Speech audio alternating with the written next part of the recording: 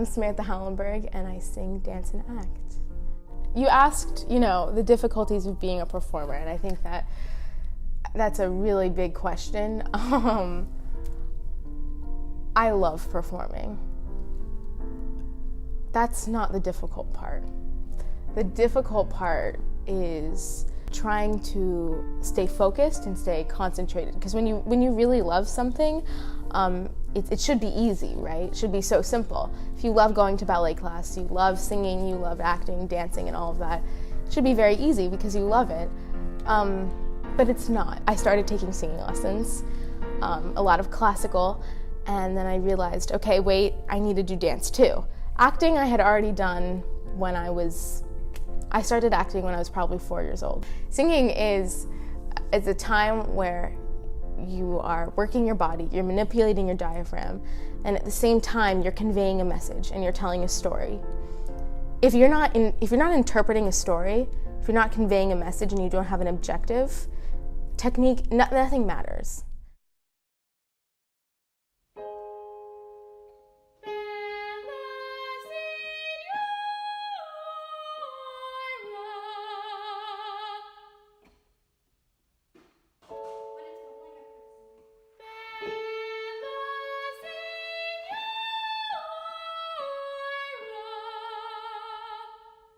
So what I do with Samantha is I do private vocal lessons. So we work on vocal technique, we work on vocal interpretation and interpretation of pieces.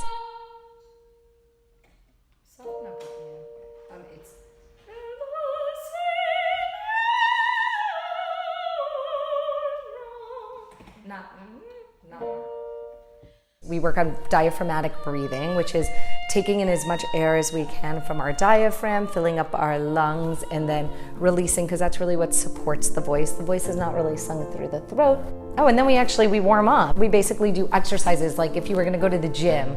Before you go to the gym, you would stretch. So basically what vocal exercises does is that it increases the range in the voice. So Samantha had an E flat today above high C, whereas a couple of years ago or a couple of months ago, she might have only had a high C. So it's stretching the voice in the same way you would stretch any other muscle, but you do it through vocal exercises.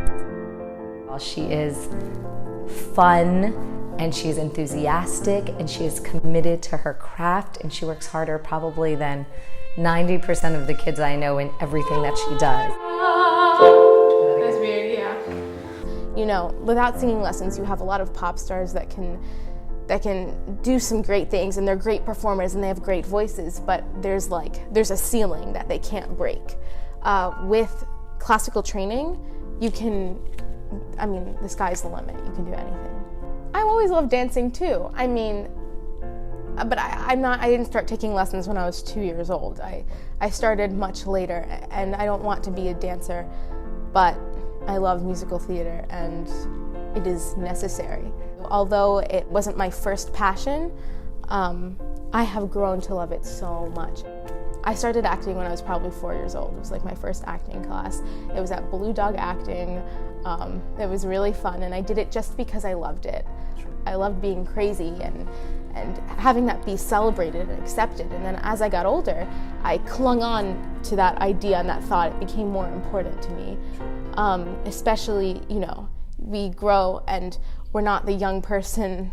I wasn't the little girl anymore, or I'm not the little girl anymore, and that would fall on her face and laugh about it afterwards. And I forget to be kind to myself. But when you do what you love, and when you're passionate about something, it doesn't matter.